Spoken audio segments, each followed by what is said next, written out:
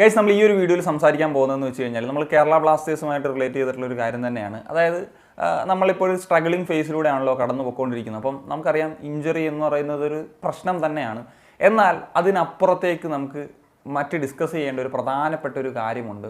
അതായത് നമ്മളുടെ ഇന്ത്യൻ താരങ്ങളുടെ പ്രകടനങ്ങൾ. അപ്പോൾ നമ്മളുടെ ഇന്ത്യൻ താരങ്ങളുടെ KBFCയുടെ താരങ്ങളുടെ പ്രകടനത്തിനോടൊപ്പം തന്നെ നമുക്ക് മറ്റ് ടീമുകൾ, അതായത് മറ്റ് 6 ടീമുകളുടെ ഈ ഒരു ഫൈറ്റിലുള്ള 6 ടീമുകളുടെ ഇന്ത്യൻ താരങ്ങളുടെ പ്രകടനങ്ങൾ കൂടി നമുക്കൊന്ന് പരിശോധിക്കണം. അതായത് അറ്റാക്കിംഗ് കോൺട്രിബ്യൂഷൻ ആണ് കേട്ടോ ഞാൻ പറയുന്നത്. നമ്മുടെ ഇന്ത്യൻ പ്ലേയേഴ്സിൻ്റെ അറ്റാക്കിംഗ് കോൺട്രിബ്യൂഷൻ എത്രത്തോളമാണ് എന്നുള്ളത് അറിയാം. അതിലേക്ക് വരുന്നതിന് മുമ്പ് മറ്റ് ക്ലബ്ബുകൾ, അതിൽ ഏറ്റവും നന്നായിട്ട് എനിക്ക് തോന്നുന്നത് മോഹൻ ബഗാൻ സൂപ്പർ ജയൻറ്റിൻ്റെ ഇന്ത്യൻ താരങ്ങളുടെ പ്രകടനം തന്നെയാണ്. ഇപ്പോൾ സഹൽ അബ്ദുൾ സമദിൻ്റെ കാര്യം എടുത്താൽ 1 goal 4 assist, Liston 2 goal 3 assist, Manvir 2 goal 3 assist, കുറച്ച് ഗെയിം ഡേ മാത്രം കിട്ടിയിട്ടുള്ള കിയാൻ നസീരിക്ക് പോലും 1 ഗോൾ 1 അസിസ്റ്റും ഉണ്ട്. അങ്ങനെ ഇന്ത്യൻ പ്ലേയേഴ്സ് നല്ല രീതിയിൽ കോൺട്രിബ്യൂട്ട് ചെയ്തിട്ടുണ്ട് എന്നുള്ളത് വളരെ വ്യക്തമായിട്ട് നമുക്ക് കാണാൻ സാധിക്കും. പിന്നീട് എനിക്ക് തോന്നുന്നത് ഈസ്റ്റ് ബംഗാൾ, മറ്റൊരു കൊൽക്കത്ത ക്ലബ്ബ്, അതിൽ മഹേഷ് 2 ഗോൾ 2 അസിസ്റ്റ്, അതുപോലെ നന്ദകുമാർ 4 ഗോൾ 3 അസിസ്റ്റ്. എനിക്ക് തോന്നുന്നു ഏറ്റവും കൂടുതൽ ഗോൾ കോൺട്രിബ്യൂഷൻ നൽകി ഇന്ത്യൻ താരം ഒരുപക്ഷെ നന്ദകുമാർ ഷെയർ ആണെന്ന് തോന്നുന്നു. ഈവൻ നിഷു കുമാർ ആണെങ്കിൽ കൂടി ഒരു വിങ് ബാക്ക് ആയിട്ട് കൂടി അദ്ദേഹത്തിന് 2 അസിസ്റ്റുകൾ കോൺട്രിബ്യൂട്ട് ചെയ്യാനായിട്ട് സാധിച്ചിട്ടുണ്ട് എന്നുള്ളതാണ്. അതുപോലെ ജംഷഡ്പൂർ എഫ് സിയിൽ ഈ പറയുന്നത് പോലെ വലിയ പേരുകളൊന്നുമില്ല ഇന്ത്യൻ താരങ്ങൾ, എല്ലാം യങ്സ്റ്റേഴ്സാണ്. ഇപ്പം ഇമ്രാൻ ഖാൻ 2 ഗോൾ 2 അസിസ്റ്റ്, അതുപോലെ നിഖിൽ ബേർല അദ്ദേഹം 4 അസിസ്റ്റുകളാണ് കോൺട്രിബ്യൂട്ട് ചെയ്തത്. അതായത് ഏറ്റവും കൂടുതൽ അസിസ്റ്റ് പ്രൊവൈഡ് ചെയ്തിട്ടുള്ള സെക്കൻഡ് താരം എന്ന നിലയിൽ നിൽക്കുകയാണ്. അതുപോലെ 19 വയസ്സ് മാത്രമുള്ള മുഹമ്മദ് സനാൻ, അദ്ദേഹത്തിന് ഇപ്പോഴാണ് റെഗുലറായിട്ട് കളിക്കാൻ തന്നെ തുടങ്ങി. അദ്ദേഹം പോലും 2 ഗോളും 1 അസിസ്റ്റുമായി എന്നുള്ളതാണ് ഏറ്റവും പ്രധാനപ്പെട്ട കാര്യം. അതുപോലെ തന്നെ ഇപ്പം മുംബൈ സിറ്റി FC കാര്യം എടുത്താൽ റെഗുലറായിട്ട് കളിക്കുന്നത് ചാങ്തയും അതുപോലെ വിക്രം പ്രതാപുമാണ്. അതുപോലെ ചാങ്തെ 2 ഗോൾ 4 അസിസ്റ്റ്, അതുപോലെ തന്നെ വിക്രം പ്രതാപ് 3 ഗോൾ 1 അസിസ്റ്റ് എന്നുള്ളതാണ്. സബ്ബായിട്ട് വരുന്ന ഇപ്പം ബിബിൻ ആണെങ്കിലും 1 ഗോൾ 1 അസിസ്റ്റും കോൺട്രിബ്യൂട്ട് ചെയ്തിട്ടുണ്ട്. കുറച്ച് മാത്രം ഗെയിം ടൈം കിട്ടിയിട്ടുള്ള ഗുർക്കീറത്ത് 1 ഗോൾ കോൺട്രിബ്യൂട്ട് ചെയ്തിട്ടുണ്ട് എന്നുള്ളത് നമുക്ക് മനസ്സിലാക്കാൻ സാധിക്കും. അതുപോലെ ഒഡീഷ എഫ് സിയുടെ കാര്യം എടുത്താൽ Isaac 2 goal 3 assist, game time കുറവുള്ള ജെറി ആണെങ്കിൽ കൂടി 2 ഗോൾ 1 അസിസ്റ്റ് അദ്ദേഹത്തിനുണ്ട് ഈ ഒരു ISL-ൽ. അതുപോലെ ഒരു ഹോൾഡ് മിഡ്ഫീൽഡ് പൊസിഷനിൽ കളിക്കുന്ന കുട്ടിയേക്ക് പോലും 1 ഗോൾ 1 അസിസ്റ്റും ഉണ്ട്. ആൻഡ് അമേർ റൊണാൾഡോയുടെ കാര്യം എടുക്കുമ്പോൾ അദ്ദേഹം ഒരു വിങ് ബാക്ക് ആണ്, എന്നിട്ട് കൂടി അദ്ദേഹത്തിന് 1 ഗോൾ 4 അസിസ്റ്റ്. അങ്ങനെയാണ് ഒരു കോൺട്രിബ്യൂഷൻ നമുക്ക് കാണാൻ സാധിക്കുന്നത്. ഇതിൽ ഏറ്റവും കുറവ് എന്നൊക്കെ നമുക്ക് പറയാൻ സാധിക്കുക ഒരുപക്ഷെ FC ഗോവയായിരിക്കും. എങ്കിൽ കൂടി അവരുടെ പ്ലേയേഴ്സിന് ഗോൾ കോൺട്രിബ്യൂഷൻ ഉണ്ട് എന്നുള്ളതാണ്. അതായത് ജയ്ഗുപ്ത വിങ് ബാക്ക് ആയിട്ട് കൂടി 2 ഗോളും 2 അസിസ്റ്റും ഉണ്ട്.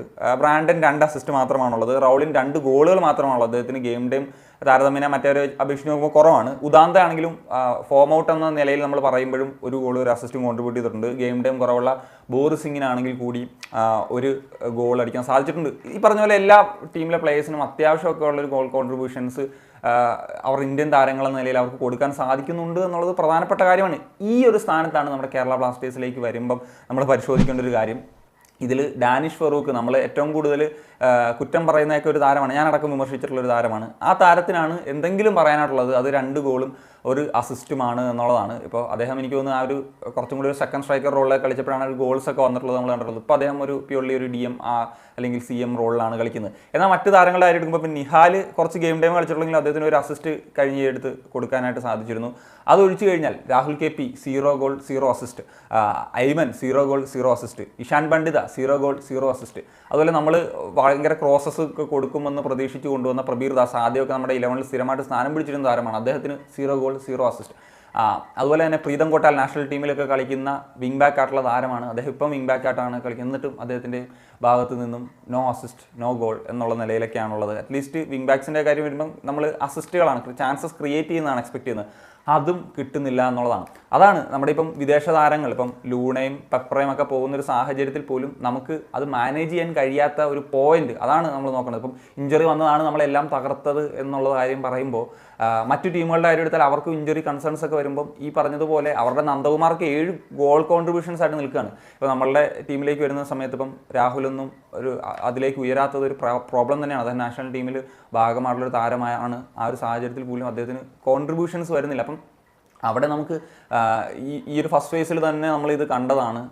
സോ ആ ഡാനിഷ് മാത്രമാണ് കോൺട്രിബ്യൂഷൻ എന്നുള്ളത്. എങ്കിൽ കൂടി നമ്മൾ സെക്കൻഡ് ഫേസിലേക്ക് വരുമ്പോൾ നമുക്ക് ആ ഒരു പ്രോബ്ലംസ് മറികടക്കാനായിട്ട് നമ്മൾ എന്ത് ചെയ്തു എന്നുള്ളൊരു ചോദ്യം അവിടെ നിലനിൽക്കും. നമുക്ക് ഫെഡറിനെയും ജസ്റ്റിനെയൊക്കെ വെച്ചിട്ട് ഈ കാര്യങ്ങൾ മാനേജ് ചെയ്യാൻ പറ്റും. പക്ഷേ ഇവരിപ്പോഴേ എത്തിയിട്ടുള്ളൂ. അവർ ഈ പറഞ്ഞ പോലെ അഡാപ്റ്റ് ആകുന്ന ഒരു ടൈം വരുമ്പോഴത്തേക്കും നമ്മുടെ ലീഗിലെ സ്ഥിതി എന്താകും, ലീഗ് അവസാനിക്കുമോ എന്നുള്ള ചോദ്യമാണ്. അവിടെയാണ് നമുക്ക് ഈ പറഞ്ഞതുപോലെ മറ്റ് വിങ്ങേഴ്സിന് ഗോൾ കോൺട്രിബ്യൂഷൻ നൽകുന്ന വിങ്ങേഴ്സൊക്കെ ഉണ്ടായിരുന്നെങ്കിൽ നമുക്കത് മാനേജ് ചെയ്ത് പോകാൻ പറ്റിയേനെ എന്നുള്ളത്. അപ്പം ഇത് ഇഞ്ചുറി എന്ന് പറയുന്നത് ഉറപ്പായിട്ടും KBFC അഫക്റ്റ് ചെയ്തിട്ടുള്ള ഒരു പ്രശ്നം തന്നെയാണ്. പക്ഷേ ഇഞ്ചുറി മാത്രമല്ല പ്രശ്നം എന്നുള്ള ഒരു കാര്യവും അവിടെ നമുക്ക് ഊന്നി പറയേണ്ടതാണ്.